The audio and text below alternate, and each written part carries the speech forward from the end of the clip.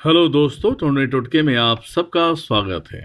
दोस्तों, मैं आज बहुत बड़ी विषय लेकर आया हूँ। जैसे आप सबको भी पता होना चाहिए और पता भी है, पर उसे मैं आपको क्लियर करके बताऊंगा। मैं संसार में हमारा सिर्फ दो ही धर्म थे, शिव और वैष्णवी। शिव और वैष्णवी एक ऐसा धर्म था, थे तो दोनों हिंदू, पर एक दूसरे के कट्टर दुश्मन थे। दोस्तों, मुझे बताने में बहुत ही अच्छा लग रहा है, क्योंकि ये सब बात आपको भी पता होना चाहिए कि आज मुस्लिम, सिख, ईसाई आज आए हुए हैं। स्टार्टिंग में हमारे दो ही धर्म थे, एक था वैष्णवी, एक था शिव। जब वैष्णवी का कोई भी शिव के नजर में आ जाते थे, जो शिव को मानने वाले जो होते थे, वैष्णवी और शिव का अंतर क्या था, मैं ये आप सबको पहले क्लियर करूंगा। मैं उसके बाद सारी चीजें बताता हूं मैं आपको। विष्णु भगवान को मानने वाला वो वेजिटेरियन होता था, जो नॉनवेज से बहुत दूर हुआ करता था। वो मांस, मच्छी, मदिरा ये सब नहीं लेते थे, वो सिर्फ वेजिटेरियन ही खाते थे और विष्णु भगवान के आराधना में लगा रहते थे। अब जो शिव को मानने वाला है, ये मांस, मदिरा सब सारी चीजें ग्रहण करने वाला इंसान। तो इन दोनों में दुश्मनी इसी बात का होती थी कि ये तो मांस मच्छी खाता है, ये हमारे क्षेत्र में आ गया तो मैं इसे मार दूंगा, छोड़ूंगा नहीं। और ऐसा होता भी था। आपको मैं बताना चाहूंगा कि ये सब होता रहा। जब हमारे संत आदि शंकराचार्य जी ने देखा कि ये जो हिंदू हैं, वैष्णवी और शिव, ये दोनों अपने आप में ही झगड़े करते हैं और ऐसा ही रहा तो सृष्टि की अंत होने में ज्यादा समय नहीं है, ये तो कभी भी हो सकता है। इतने में उनको संकेत मिला कि अब हिंदुस्तान में मुस्लिमों का आक्रमण होने वाला है। अगर इन दोनों को एक ना किया जाए तब तो समस्या बहुत गंभीर हो जाएगा। तो दोस्तों, आप लोगों को शायद ज्ञात होगा, आदि शंकराचार्य जी ने शिव पुराण में एक लेख लिखा कि विष्णु जी प्रतिदिन शंकर जी को 108 कमल से उनका पूजन करते थे। एक दिन शंकर जी ने यह सोचा कि ये 108 कमलों से मेरा जब पूजा और भक्ति भाव करते हैं विष्णु, तो आज इनका मैं परीक्षा लेता हूं। तो शंकर जी ने एक कमल का फूल चुरा लिया।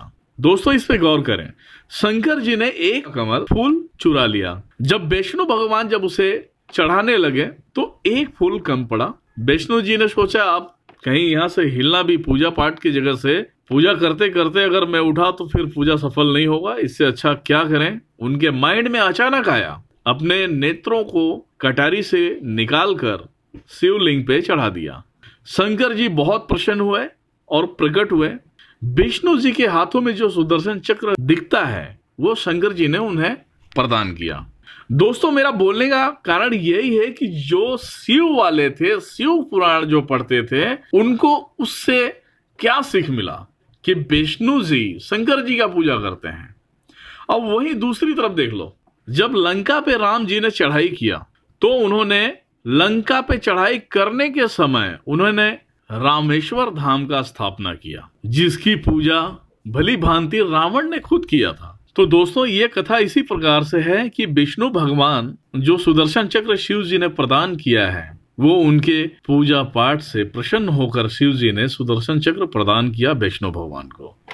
तो दोस्तों, मैं बताना चाहूंगा कि नारायण हमेशा शिव जी के इष्ट रहे हैं। जब भी कुछ गंभीरता से जब सोचते थे शिव जी, तो नारायण की स्तुति करते थे और उनके साथ में ही मिल के सारे कार्य को सफल करते थे। तो दोस्तों, मेरा बोलने का रीजन ये नहीं है कि हम हिंदू हैं तो हम अलग हैं। नहीं, हिंदुओं में पहले शिव और वैष्णवी का नहीं जमता था। आदि शंकराचार्य जी ने इस चीजों को क्लियर किया कि हम एक दूसरे को मानते हैं, तब जाकर ये समाप्त हुआ और मुसलमानों का आक्रमण हुआ। तो दोस्तों, मेरा बोलने का तात्पर्य यह है कि जब हम अपने ही छोटे वर्गों को हम नीचा दिखाते हैं, तो दोस्तों हमारा धर्म और हमारा ग्रंथ तो कमजोर पड़ेगा ही पड़ेगा।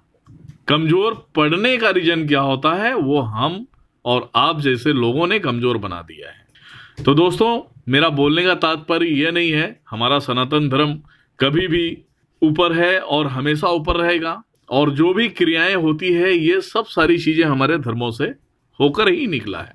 ये जितने भी धर्म पैदा हुआ है, सब सारी चीजें हमारे सनातन धर्मों से ही निकला है। तो दोस्तों, ये वीडियो आप सबको पसंद आया हो तो प्लीज लाइक करें, सब्सक्राइब करें, कमेंट करें। Thank you so much.